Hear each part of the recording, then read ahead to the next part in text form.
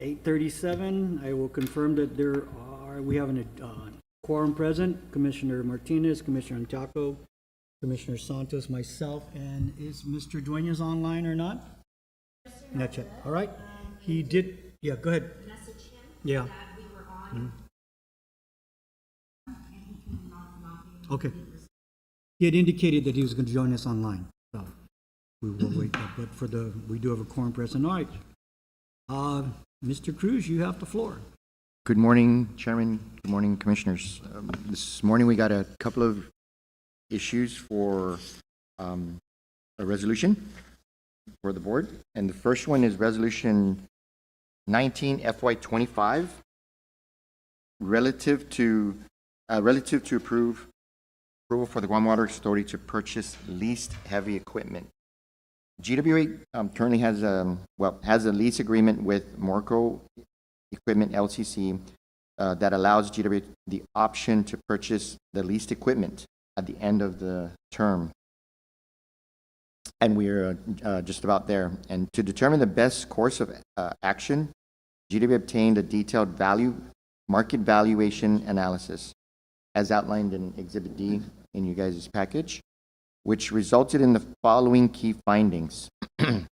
One, the proposed purchase prices for the leased dump trucks are competitive given the good condition of the units relative to the mileage.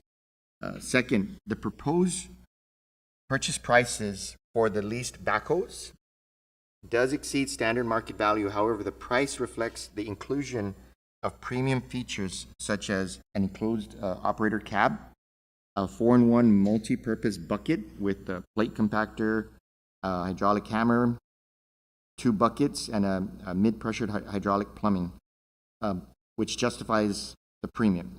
Lastly, the proposed prices for the leased trailers exceed typical market value. However, the purchasing the trailers at this premium is justified as they're in excellent condition with low usage and seamlessly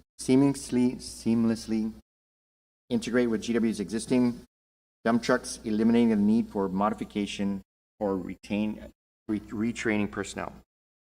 As a result of this analysis, GWA managers determined it is in the company's best interest to exercise the purchase option. Thus, this resolution is necessary to move forward. In addition, GWA management has secured an extension to the lease agreement to ensure procurement rules are followed and approval proceedings can continue. The 3 dump trucks, or the cost that's on the table, is $329,388. The 3 backhoes are $149,451, and then the 3 trailers are $40,671, which then totals $519,510. This cost that's before you is also to extend the lease agreement for another 3 months, again to allow proceedings with the CCU and the PUC to move forward at a $58,048.45. Now, if we're able to achieve this purchase sooner than 3 months, then we will essentially just prorate the costs, and then the lease will just terminate there. So the funding source for this purchase for the heavy equipment and extension of the lease agreement for another 3 months, it will be from revenue funds and/or internal funded capital CIP funding. Any questions? Yeah, Ms. Sanchez. Just a quick question. Might be a little bit higher than the. Yeah, in the exhibits that you have, there's, right, Chris, correct me if I'm wrong. Chris, you want to touch on that? Test. Okay.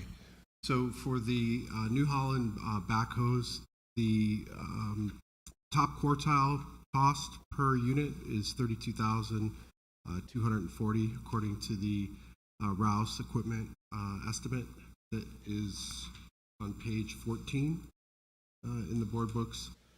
And then the purchase price for the same equipment is $49,817. And really, the big difference is the enclosed cab, because the appraisal is not, it's for an open cab. And so that's really the big difference there. And also the additional tools that come with it, the hammer and the 2 buckets and Plate compactor. compactor.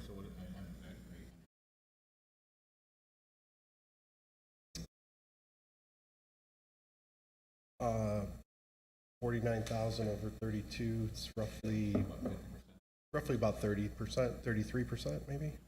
Like, Over 50% higher, but you're saying it adds more in general. correct. Weren't really comparing. Right, we couldn't get an estimate that included the cab, but the cab, it has, the safety features that go with it are the most important aspect. In case the equipment was to roll, it's got the enclosed cab. Just real quick, the original solicitation, every bidder was asked to provide a lease with a purchase option, That's correct. and it was awarded with the purchase option. Yes. And just one note, also, the purchase price also includes 1 year of maintenance on all the good. equipment. And were there terms and conditions of the purchase option? What were the terms? Was there a price Fair market proposal? value. We tried to get the value at the time that we did the solicitation, but we were unable to get it, which is why it ended up being at the end of the lease. Okay. It took a little bit of time to get this deal done, because there was a changeover in ownership between Morco and their current owner. And this is not the type of transaction that their new owner generally does, and so it took them a little while to review everything and get on board with it. Give us a purchase. So the purchase price for the backhoes are $49,817, and you're comparing that against the retail top quartile as opposed to just the retail? Correct. What about the adjusted value on the Rouse valuations? Why isn't that being considered, or what produced that value? Sorry, the adjusted value? Yeah, on the Rouse valuations. Yeah, I'm sorry, I don't know the details behind these numbers. I think this is just based on their market research that they do with all of their equipment. Oh, this is actually provided by Morico, not our own evaluation? No, this is from a company called Rouse Equipment. Right. So when you put the data in, you had to put in some parameters that gave you an adjusted value. What were It was those? just the mileage, the hours of use, the age. I don't have it all in front of me, but those were the main factors, and also the specs. So why are we comparing the sell price to the highest dollar value, which is the retail top quartile, as opposed to the adjusted value for the retail side, which is almost $7,000 less expensive? Which at 25,000, right? Yeah, So you're there comparing was 40. no- It's almost double. Because I think the condition of the vehicles, I guess, we assumed that they were worth more than the average adjusted value. Well, that's what I'm asking. It seems as though when you put in the hours and the age of the vehicle, that adjusted value is really the number you should be looking at, not the other numbers. That's what I'm. So like when you put in the parameters for the equipment, it's going to spit out like a Kelly Blue Book value, right, based on mileage and whatever you classify it as condition-wise. So it's almost as though the adjusted value is the comparable number, which is double what you're purchasing it. Right, 49, correct. almost 50K, and the adjusted retail is 25. Yes. So have we done any just like inquiries, RFQs on other equipment companies just to see what a comparable unit would cost? Only on a rental basis. So we did do an analysis, cost-benefit analysis on the rental. You'll see that in Exhibit A. In Exhibit A? And we found that over the course of 3 years, if we can get 3 more years out of the equipment, it would be a savings of about $259,000 for the 3 backhoes, and for the dump trucks, it would be a savings of about $722,000. $412, based on current rental prices. Okay. Just, if you could, before the regular session, just send out RFQs for similar makes and models. Just see what the actual market on Guam is. Could be higher, could be lower, I don't know. Rouse is similar to Kelly Blue Book? Rouse is like similar to like Richie Bros, which I think is even referenced in the Rouse. I see it right. Yeah, it's where it says Richie Bros. So these are similar. I think it actually looks at these marketplaces to get that number. You just log in the info and Yeah. spit out. Just like Kelly Blue. All right. Yeah. So the equipments are all brand new equipment. It's going to be lease purchase for the next 3 years. No. So these are equipment that we've been leasing for the last 5 years, and the term is coming to an end, and now we have the option to purchase that equipment, and we need the equipment to continue our continuity of our operations more than anything, and so that's why we're moving forward with the And purchase. after if we decide to purchase it, then they extend that 1 year. Maintenance. The purchase price includes 1 year maintenance on all the heavy equipment.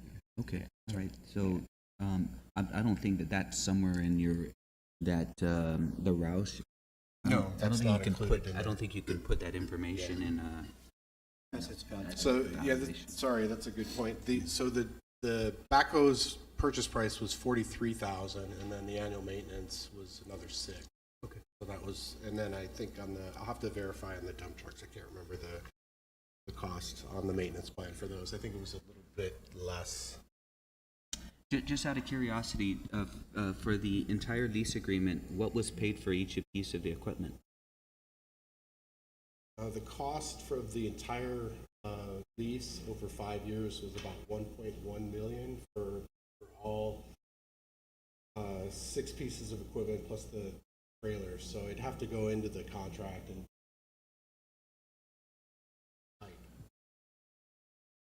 And the lease over that time included the company provided maintenance. That's correct. Yeah, if you could, Chris, just for Tuesday, we could take a look at it. Subject. Are we now planning on purchasing other? I mean, guys, you're telling us today that the useful life is 3 more years. So we are planning to put out another lease contract, IFB. So we've talked, we're setting up meetings with various, to kind of gather market research to see what the terms and conditions would be, because we only had one bidder last time, and so we're trying to get more information as to why that was the case. And then as soon as we gather that information, we can complete the bid solicitation. Do we try to coordinate any of this with our sister company GPA, since it's kind of like equipment, not maybe necessarily on the backhoe side, but I know on the dump truck side, there's always a need. I mean, just yesterday I was watching the GPA folks doing some tree cutting in the Agana area, so I'm just curious as to, do we even ever talk to them about sharing in the bigger picture, right? It's dump trucks. We might have a blending of, just- bonds, right? Yeah, I don't know. One agency does. But this one, when we're talking about our own revenue source, it's not, I'm just The curious. 2 utilities have. Yeah. Right. Actually, Chairman, I'm going to say, I mean, one common is the crane. We're constantly, Oh, yeah, we yeah, do yeah. ask the GPA a lot of times for the crane. So I know there was a conversation about the type of crane they have compared to ours, and there is actually an RFP out for a crane. And I will say, this has been it's a unique procurement. I think we're the only government agency that's leased heavy equipment that I'm aware of. Oh, It's really? 5 years. And it's done really well for us. We had I don't think we had any downtime over the 5 year, which compared to the previous 5 years was, total 180 on that. So we had a lot of issues with downed equipment and inability to service our lines and things like that. So this really helped. Was the awardee responsible for replacing an equipment of a like piece of equipment in the event it goes down? Yes, anytime even when I think we brought it in for service, we were able to get like a vehicles. loaner. Yeah. Part of the All right. Anything else, colleagues? Okay, all right, next resolution, Tom? All right, next resolution is Resolution 20 FY 25 relative to the approval of the construction contract for the GWA GAC treatment of our wells A23 and A25. And Chairman, I'm going to hand this over to Brett, our Assistant General Manager for Engineering, to go over the resolution. All right, Brett, you're on. Yep.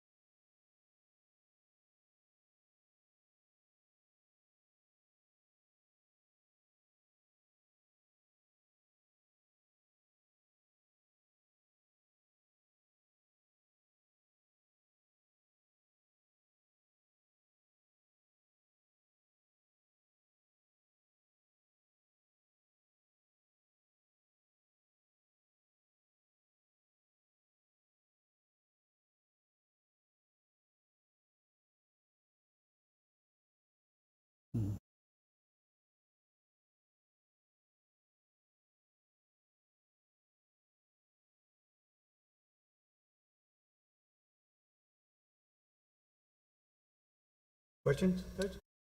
Colleagues? The only question I have is, for the wells that we're currently utilizing GAC for treating the water, what are we doing with the spent GAC? Yeah, now I'll answer. When they do get changed out, we store them accordingly, but in certain situations, we actually send some to the northern treatment plant and actually blend them in with our sludge. It's the sludge that's already coming out of the treatment plant already has PFAS contaminants within them, and so we're essentially sort of blending it and then sending to the landfill. Okay. So we're just, and the landfill accepts that material Yeah. at this time? Okay. Why would you blend it with the sludge? Why wouldn't you just dispose of the GAC? Well, when we send the sludge up to the landfill, it's in those roll-off bins. Oh, The GACs are in a different container. So since the roll-off bins and the truck are what normally go up to the landfill, we're just sometimes they just transfer it down to mix it in with in the bin. That's the main thing. Oh, okay. You're just putting it in the same bin. You don't actually mix it in first. Oh yeah, no, I'm It sorry. doesn't go into the centrifuge. No. It kind of goes into the bin, and I think it was more a conveyance, because how we pull them out from the vessel, it goes into essentially it goes into a containment unit, but the bins that we send with the sludge have an open top, so that when it does go to landfill, it dumps out. Okay. Okay. Have you just talking about PFAS and GAC treatment? Have you been approached by a person by the name of Neil Weir by any chance regarding this, inquiring on you know, what the status of the PFAS treatments are, plan is?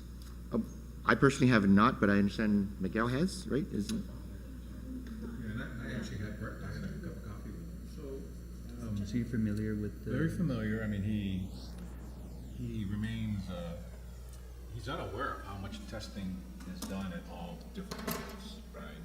And he believes someone else should be doing the testing, even though I sent him via Miguel. These are all the testing required of US EPA to meet clean water and safe drinking water. This is all the test. It's all the wells are being tested on a regular basis. Wells that are at risk are offline. Now we're trying to put some back on with GACs, right? But we're following all the rules, and now there's a new higher standard, which Miguel is introduced to, that over the next few years, even US EPA is giving us time to treat or remove or deal with the wells that are at this higher level, right?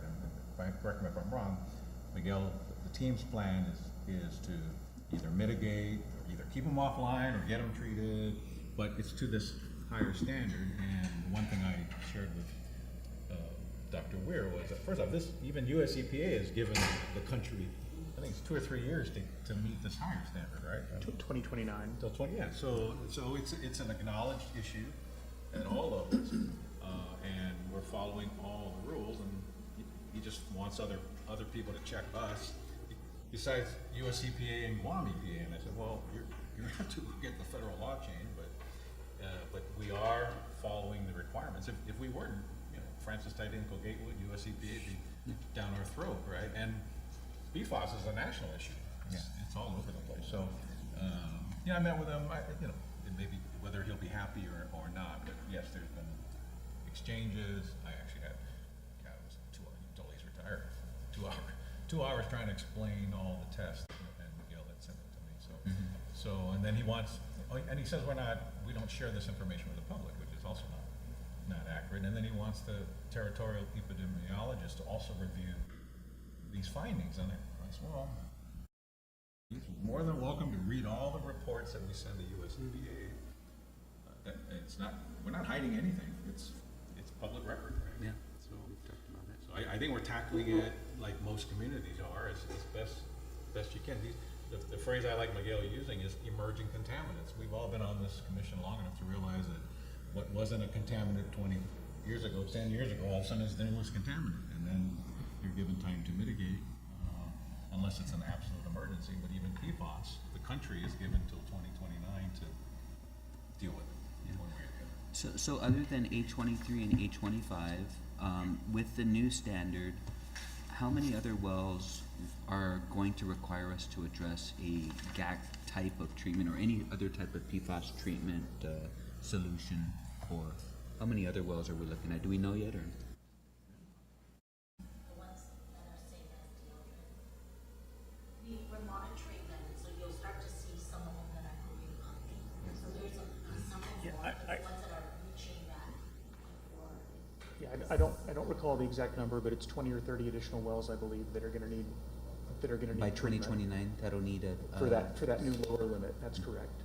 Okay. So we're in the process now of putting a contract in place to hire an A&E to assist us with fleshing out the plan for the treatment. We expect that there are some clusters of wells, that there'll be some economic benefit of putting a single treatment system in and repiping the system to have a treatment system that addresses multiple wells. And there's some far-flung wells that are probably going to end up with individual treatment systems. That design is not even started yet, but we are in the process of getting the contract in place to begin putting our plan together. And Dr. Weir was trying to link the causes of cancer on Guam to PFAS in the water, even though 75–80% of our wells don't even show PFAS. And PFAS is in many things. It's not just in the water, right? It's determined to be an emergency contaminant in all sorts of things. So his goal of saying it's the water that's causing cancer in Guam, particularly the water for some of the wells that serve in again, right? But there's cancer in Guam all over. So to suggest that all the cancer in Guam came from 3 organic wells that are being treated or offline, that's where it's coming from. And then I recall Miguel talking about a pilot program that has some new technology to treat PFAS other than GAC. And I forget when that pilot program was going to take place. Can you refresh my memory on this? So, the three standard accepted treatment methodologies for PFAS are granular activated carbon, which is what we're putting in these two wells, ion exchange and reverse osmosis. The technology you're referring to is called SAF, and it's a suspended air flotation fractionation process. And the Navy hospital has PFAS contamination at their wells, and they are moving forward with putting out a IFB to have, or an RFP, one or the other, to put in a SAF system as a pilot project. I believe at Naval Hospital will. So we are paying attention to what they're doing, and we're going to watch the outcome of their SAF treatment pilot. So, it is supposed to have started this first quarter, but because of the continuing resolution, they're not going to get stars right at this point. So they're just waiting until after the continuing resolution to issue an application. Yeah, Commissioner. And that treatment technology will be something that our designer that we're in the process of getting on board will look at.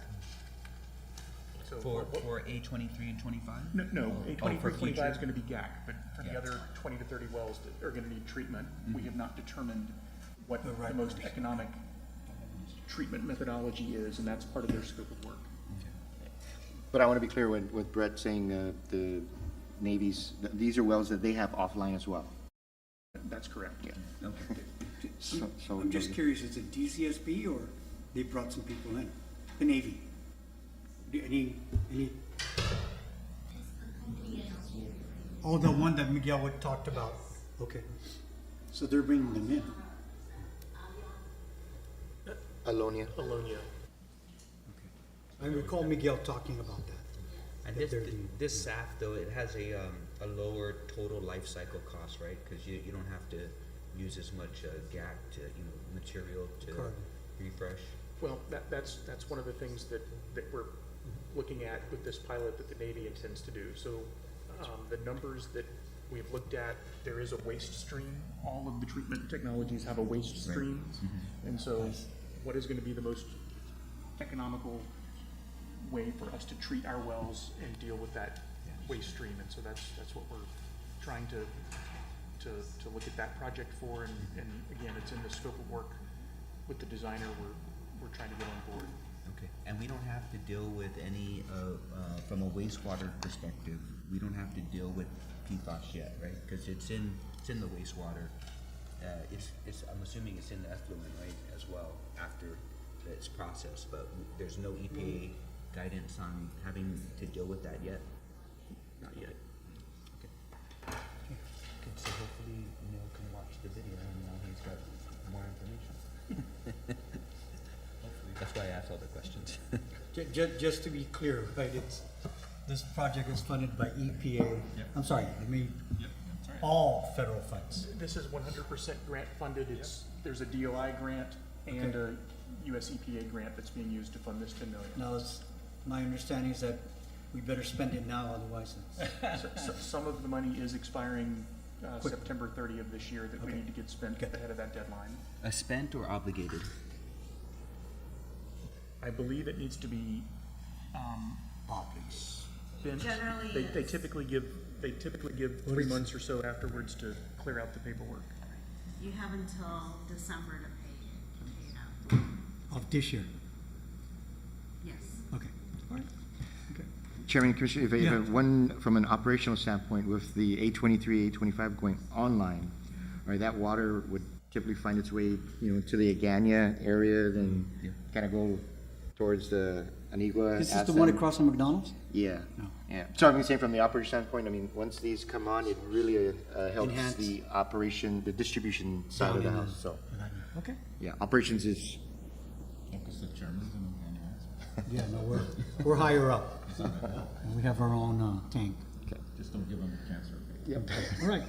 So those Okay. are the only two Yeah. resolutions, Commissioner? You have, Chairman? Manager report, we can go over the manager report so you guys can, you have any more? it's up to the colleagues. I'm not, Well, highlights, I mean, anything. yeah, anything we need to- really glaring out there that we, And if you can cover any, update on what happened in Teason with the water flow issues and the water pressure issues. And I only ask because I was the unfortunate recipient of no unsolicited water. service. At Tejan this morning?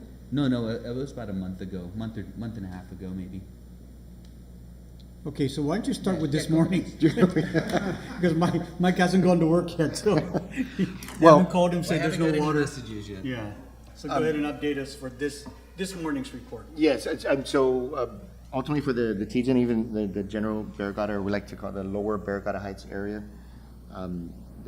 some of the residents or even business are connected to the main transmission line that's on the Barrigada 2 million gallon reservoir locations.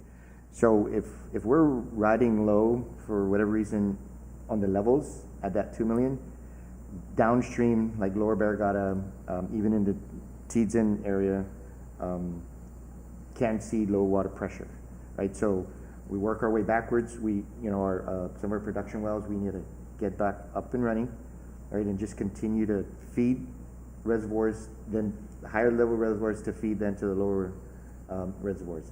And so yes, we've definitely had having challenges right now getting the Barrigada 2 million reservoir up to to double digit and sustaining it a lot, because what happens upstream, when we have wells that a week would go by and everything's great, and then somehow the ops guys would say, oh, we have a well that went down, and then there's this process of, okay, we gotta work towards pulling out and dropping one in. But that whole period of maybe 1 or 2 days, if we're quick enough, is still enough to cause the levels just to go down, because one source might sustain a certain, one well might sustain a certain level, but if we lose it, the levels start dropping on us. So you're talking pumps? Deep well pumps. Deep well Yeah. pumps that are going out when we're challenged with replacing them or getting them back online Yeah. Yes. to sustain the. So the idea, yes, the sooner we get the wells that just call them critical wells up and running, the better the system is. Right? But we've at times, everything just looks good throughout the whole week, and then for some reason we have a well that goes down, and motors. But we have wells, we have motors, or are we challenged with supply chain issues and inventory? And do we have a get well date on those? Well, we do have a certain amount of pumps and motors on the shelf, and we actually made an order for additional ones coming in today. So there's definitely going to be a for the ops deep well guys, like we got to get more of these. Sometimes they're not even critical. They're just like, we'll say, standby wells up and running, just to have that ability to flex if we needed to turn on some pumps. But yes, with regards to lower Barrigada Heights area, essentially where Bestamark is, in that general area. Commercial tire, Commercial tire, or Our Lady piece. yeah, or yes. So it's again, if they're on the main transmission line from the Barrigada 2 million to go to Barrigada Village, sometimes that's just the hydraulics. If the reservoirs are low, water still might be in the pipe, right, flowing. Just not enough pressure. Yeah. So this is fairly standard, but like we showed 12 wells. What page you on, Commissioner Good Sanchez? question. It says 7 on the bottom of maybe the manager's report? Yeah. The deep well status, Yeah. the standard report from Miguel and the team. Right. Like you've got 12, it says grounded motor secured for corrective maintenance. There's 12 wells. What's our ETA to get those 12 back on? Is that fairly quick? Is it a longer term issue? Well, yeah. Well, some of them are, definitely a change out a pump and motor. Not all of them. Some of them are a little bit more complicated. But I'd say of the 12, Maybe like 4 or 5 can, we just need the crane, pump and motor, and a team just to do the pump and motor change out. And these wells are the ones that would be impacted by the parts that are coming in this week? Or is this parts that we already have? Coming in, Okay. yeah. Coming in on Matson? No, they're Eric? set to be delivered today. Oh, okay. Meaning on island already. Yeah, they're already been Purchased, but ground transportation. Okay. Paying the grounds. Yeah. So, but ultimately, Chairman and the Commissioners, for the water production, I mean, we were 39.4 million gallons for January, which is, like you notice on the chart, we are less than December. But the active 96 wells, again, that number, like I was mentioning, you can pop up and down throughout the month. But we are slightly less production than before. Our 2-month Maui well production was pretty much on track with what our million gallon a day production. But there are 2 incidents where the guys in their routine checks found the well tripped, right? So they had to go through the motions of just resetting the instruments and getting the well back up and running. There wasn't, I mean, we're still trying to analyze the tripping aspect, but fortunately enough, it was they could reset the equipment and then get the pumps and motors running back up again. Yeah. I thought when we toured Tumon Maui, that's one of the few that had like a SCADA type connection, right? You had visibility online, or is that not correct? There is a SCADA within the plant, Within but it. not to. You don't have visibility at a central location? Not at this time. Not to go to our SCC. Not at this time. I mean, it's good that they already have the in-plant system. I think it just becomes one of those things. How do we make that connection back to our SCC system?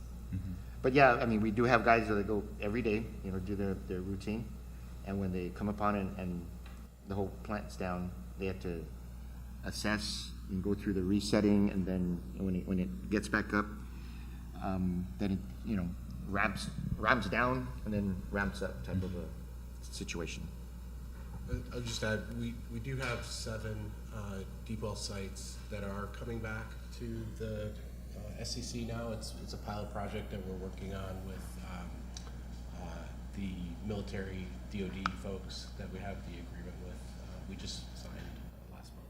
Mm-hmm. So it's just basic data at this point, but we're not getting like how many gallons per minute we're getting, but we are getting other data coming back. That it's online as opposed to trip? Right. For sure, we can see it, whether it trips or not. Yeah, the sooner, I mean, sometimes we do have water production wells, like there was mentioning that would trip in the middle of the night, and so the sooner we know when it's tripped, we do have actually, guys that get called out. So the reaction time to go and check that trip production well, as an example, is a lot shorter than before. Right. When the guys would drive upon it and then like, okay, here we go again. So, but anyway, Tuamara well is still producing the million gallon a day. And then in our water distribution status, we have 94.1% of our booster pump stations operational. This is, I'd say it's similar as last month, sorry. And then our water distribution and our tank levels, again, things are as normal. Have you noticed our northern levels, right? And maybe in the 20%, but we've actually had challenges before with keeping our reservoirs, up. So, this steady state is kind of good for us, but there's still a lot more continued work to keep the production wells on and the levels up. On our wastewater collection side, on our sewer pump stations, this is actually an improvement from last month. We had 81.2% of our stations up and running. Pump-wise, there's actually a lot more effort in with this work, to get our backup pumps at the stations to be operational. There's definitely procurement for services and additional stock, that we just need to replace certain pumps and motors. For wastewater pump stations, when we have to, send them to a vendor to rewind the motor, Gap. yeah, there's a gap there. And so the goal is, if a motor is being sent to the vendor to rewind, we actually have the one off the shelf to replace it, to ensure there's always that redundancy for pump and motor at our stations. Right. Our wastewater collection CCTV efforts, we're definitely took a dropped a little bit, but again, we just got to get back on and get back out there and do our CCTV efforts and cleaning, wastewater collection system cleaning. For our wastewater treatment plants, average for all of our wastewater plants, we had an average daily flow of 9.3 million gallons, and the sludge that we sent to the landfill, 1.1 million pounds.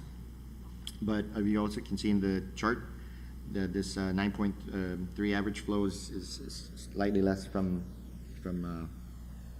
December, right? So there's a slight decline in our production, and not quite sure what that's about, but all right. Moving on to our asset management, our PM to CM ratios, our equipment CM work orders are at 24%, and our PM work orders are at 76% completions. That's just,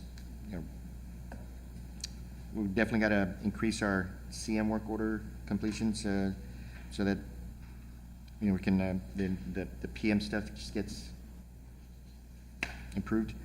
On our next page, the corrective maintenance work order ratio versus leak and repair versus equipment repair. Chart shows we have 50% CM for our leak repair, and then 50% for our CM for our equipment.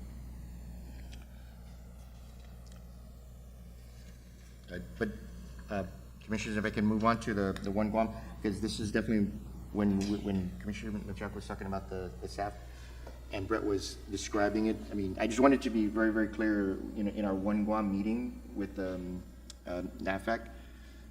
These are like the SAF, we're following their lead, correct, Brett? Yes. I mean, I guess they were able to get that procurement out sooner than we were. But as Brett noted, they're willing and able to share all the data, with us, and essentially we're part of it. In fact, we provided some of our water when we did when we sent off For the pilot bench testing. Yeah, the Navy sent some of their water, and we sent some of our water on the same shipment, and the bench test was done from Alonia doing the SAF.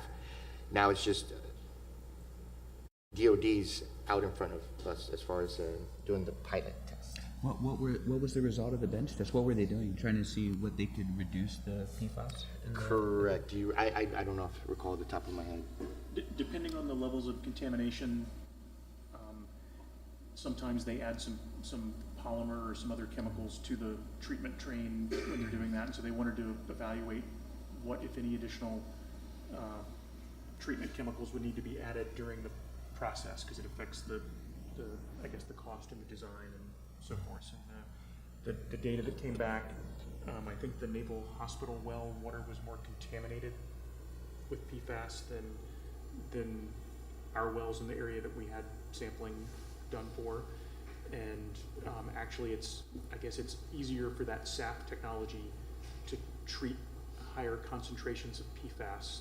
So it does not look like the Navy system is going to require additional treatment chemicals, but our water possibly would need some additional polymer chemicals added during the treatment train. All right. So, anyways, to the one Guam, just some highlights, and then one points out the Barragata, right? Summer breeze has definitely been on a lot of people's mind. The Navy was able to allow us to do a temporary tap from their system in the Raiderberg area that's tied to the line that feeds the summer breeze, and to date, and at least I'm understanding we're pretty steady in providing them source water. If we actually have, we prefer to serve Summer Breeze with our system, and we've seen some improvements in our delivery over there, but if for any reason we have an issue, we do have a temporary connection with the Navy that allows the water to be sustained at Summer Breeze. That's definitely, one of the main highlights that I wanted to point out for our one Guam. And, closing it out, our court order, we're still at 97.8% with our court orders. But Brett, I mean, we got some of our reservoirs that are maybe more than halfway done that can check off some of the boxes, right? Airport? All of the tank construction and repair is moving forward except for Malolo, which is still being worked with the design with our A&E. But we do expect to get the Kaiser tank back online later this month or early next. Yeah. So the completions, I'm so sorry, completion of these particular reservoirs that Brett's talking about definitely would bring this 97%, a couple of notches. Getting back to that barricade in front of Wendy's, is that gonna be worked on? Yes, sir. I just drove by this morning, so it's being worked. Yes, sir. In fact, Work in progress. yeah, I was telling the chairman that at a meeting with the water distribution manager yesterday about actually, getting back in there. That my recommendation is that we, work with DPW first and foremost. That we're gonna need to open up a trench just to observe this a little bit more than just opening it up and closing it back down and then questioning it. So yes, it's work in progress to get to the root of it. Just wondering, because you don't want that dirt to fall in. Oh, no, it's, Right. And so I think that wraps, there's a couple of land acquisition, items, but. Just real quick, regarding the corridor, the reservoir across from Home Depot, that's not the Kaiser one, right? What is that location? That's the Tamuning tank. So Tamuning. that's the new 3 million gallon concrete tank that's Is- being constructed. Is that part of this consent decree, Yes, the it is. corridor? Okay, because that's moving pretty quick. Yes. Yeah, between when I went off island and came came back. back, you I saw the drove by it, I walls was like, go wow, up, it's- yeah. The tanks is one of the oldest requirements of the Court Order 1, right? We're now getting to the last few, right? Yeah. Now they break it up, so like Court Order 1, so much had to get done, remainder is Court Order 2. That's the new ones. Yeah, all those tanks were part of really Court Order 1. Now the construction part, the funding's done, now we're building it. Right. Going in the right direction. Yeah, Commissioner, I mean, Brett, you were mentioning the airport one, the Kaiser, which is just about finishing the Menengan, right? Menengan started. The new 2 million gallon concrete tank at Benningen is under construction. They did they're doing the floor pour in 2 halves. The first half of the floor pour has been done. They're coming up, I believe, later this week is the second. Yeah, no, ultimately, I just wanted to point out that, they're just, and even at Ugum, right, we got 4 sites where there's just active tank construction. Where's the Kaiser tank? I'm just curious. It's behind the old Dededo GWA compliance lab. Oh, okay, that, almost near the golf course. Correct. Yeah, okay. All right, I think the last things were just related to leak repairs, and definitely for January, there's some improvements that need to happen with regards to our pending leaks that need to be done. Again, had a conversation with our ops manager about that. With the, less leaks we have pending, the better. But where there's some adjusting that needs to happen with that effort. And I'm thinking one of the new charts you guys, that the commission is going to see is this road repair report. Yeah, we're getting a little bit more detailed about this particular one, tying leak repairs that occur on any secondary, primary roads, that we're creating specific work orders for this. That it's separate from the guys who are fixing the leaks. It's the other, like, let's say, a construction group coming in to work on these. So we're just going to try to do a better job in monitoring and completing road Whatever, repairs. whatever happened to that one leak in Adelup that was off of the beach side? You know, it was a Yes, media yes, report. actually, yes, they- on Dead Man's Curve. Yeah. Yes. Well, that, I Because think we, Miguel said you guys needed to do some engineering on that. right, did you recall? Just- But, I mean, There was only one time he made the media, but I'm just curious that when I spoke to Miguel about it, he said it needed an engineering fix. So You replied? what's happening? I was just I wondering. mean, do we're you not recall? hearing anything new, so I'm assuming they fixed the leak, right? Updates, and Yeah. just get Well, back to us, let me know. Let us know. Yeah. Okay? Yeah. Right. Okay? So, I mean, that's pretty much for the That's good, GM yeah. report. I mean, if you want to go to Chris and for their, Well, just quick, Just one more. go ahead. I was just gonna ask, anything or any updates with the airport's solar panels, or they're planning on building some solar panels up there at the airport? I thought it's in dispute. Wrong agency. Yeah. Does it affect the water? no, I, Yeah, No, should. yeah. I'm just wondering if you heard anything about, yeah, you're right, wrong agency. Where I take we it at? back, Sam. I mean, I'm glad you brought up the airport because we were there the other night. Where we at on our ongoing discussions with our friends at the airport?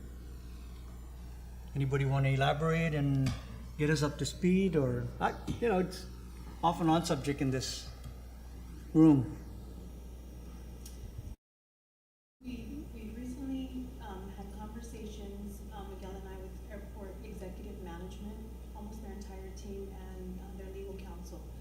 But the conversations began because of allocations that we needed to make regarding a claim that would be filed for the airport's water system. But in our conversations, we did bring up the issue of the existing operating agreement and the fact that GWA, of course, is currently expending its resources, its manpower, and labor to operate the airport's 2 wells. The airport has 3 wells that comprises its water system. 2 are online, 1 is offline. So Miguel has raised that to airport management, and they've acknowledged that it's a discussion that we need to have. So the good news is that these are conversations that we've had with the airport, just a week ago. And so I think everyone acknowledges, that we need to come to a decision on whether or not GWA will continue to operate the airport's water system. And if we are, we really need to kind of hash out the parameters, regarding, what our duties and responsibilities are. And now PFAS is coming into play, and the airport's becoming more aware of that. So that kind of may change, the color of our Discussion. discussion. So, for sure. I mean, can I just ask, what if we say, no, thank you? We absolutely can do that, and I think. No, I mean, no, what, Tom, in the real world scenario happens to the airport's water system if we say, we can't reach an agreement, then what? At some point, we gotta end this discussion and have something formalized, because it's not, we're both autonomous agencies. I, similar to how DOD has DZSP as a Yeah. contractor, the airport may have to do that. Okay, We'll go and out. again, because there is no agreement in place, right, as we speak, we acknowledge that we exist because we're GovGuam, but in reality, we should have an agreement in place now that there is a potential liability issue called PFAS. And a cost that, Well, the cost, but I mean, GWA ratepayers are being, there's a cost embedded. correct, in we're running not supposed to give somebody away. else's water system that- So I think maybe in the next discussions, Teresa says, give them a deadline and just say if you want, just say our board has given us instructions and we have a deadline and we don't want to come to an agreement, That's fine. goodbye. Yeah, pay us or take it over, take it Yeah, back. I mean, again, this is, we're all big boys here. And, notwithstanding what they say, we need to come to an end at some point. And just point it out because this has been going on for quite some time. Yeah, okay? That was what I was getting at. Okay. But I forgot it was supposed to Be there's the other something on the agency. solar panel, yeah. Okay. But Anyways, yeah, if you So just get- can, So getting back to that, Yeah. you met with management in their board or just management? Just executive management and their council, but not their board. fine. So All right. we don't get any money from them right now for running their system? Under the terms of the operating agreement, my understanding is that we are supposed to. We have invoiced the airport for costs. Some of those invoices are outstanding, meaning that Is they- that, You mean like unpaid water bills? No, no, no. Well, in the sense, they're not paying for a service provided by Tell- GWA. But we've kind of come to a resolution to address that, and I will and talk what is about- that? So,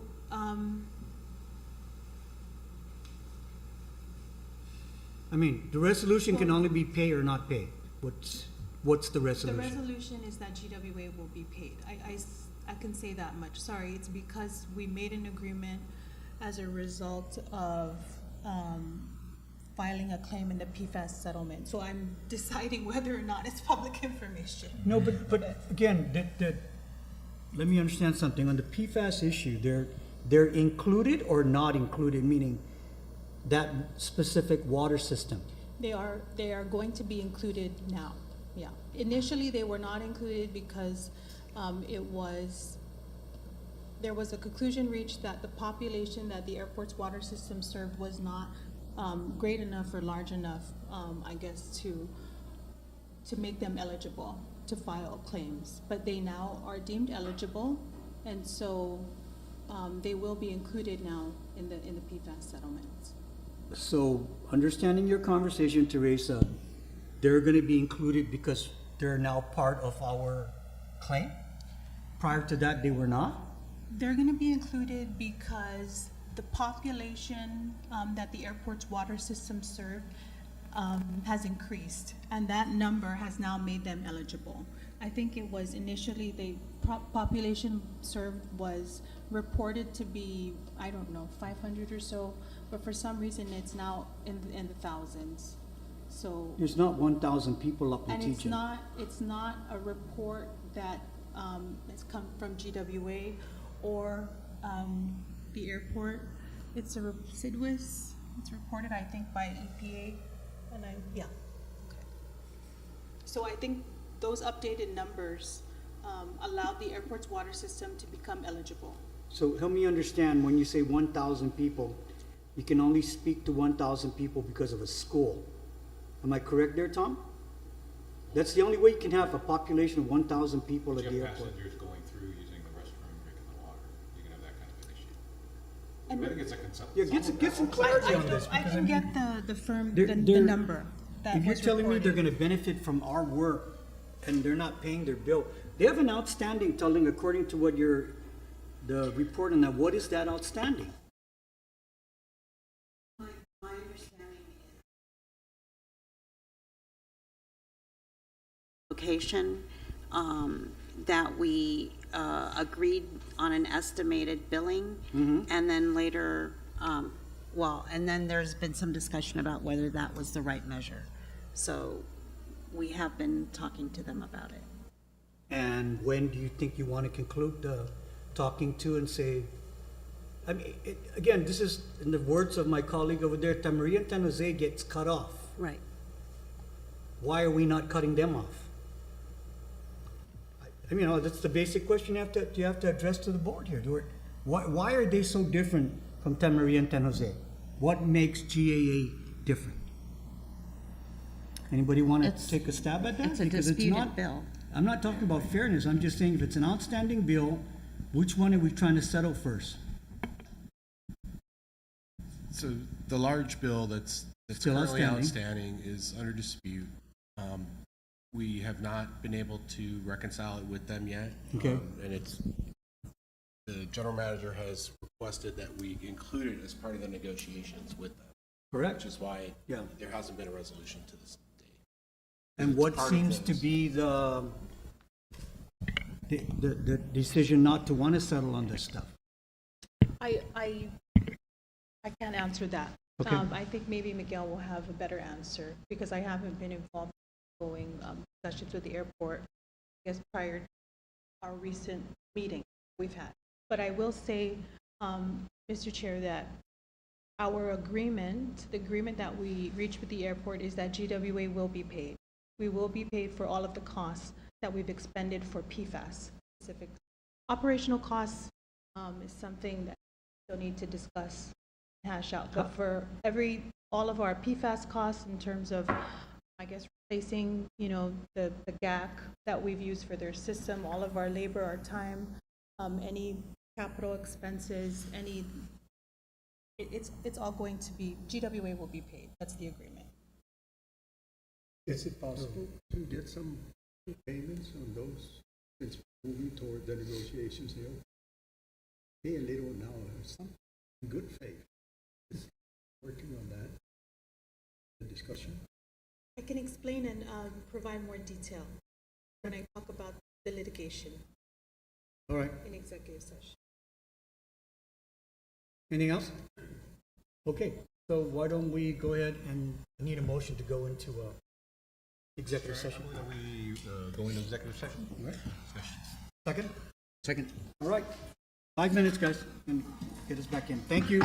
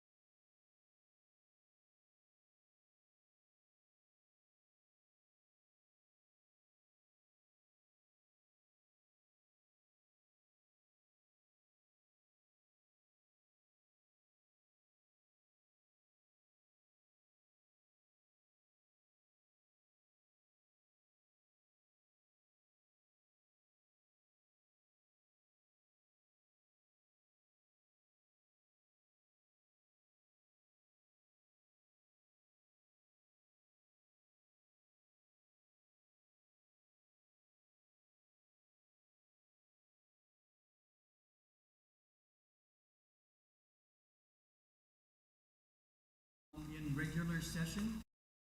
I offer a motion to adjourn this meeting. Are there any action items? Did we need to discuss the action item regarding the ultimatum that we're going to issue to the airport regarding the decision-making process? Or did we need to, I know we kind of Colleague- discussed what our yeah. goal was, but do we need a... Council, Do we need a motion that? Do we need a motion that? do we need a motion to give you guys, or you guys are, No. you're, okay. Okay. I That's think fine. we will come back to the board if Okay, there's a okay. decision to be made, but no. Well, Okay.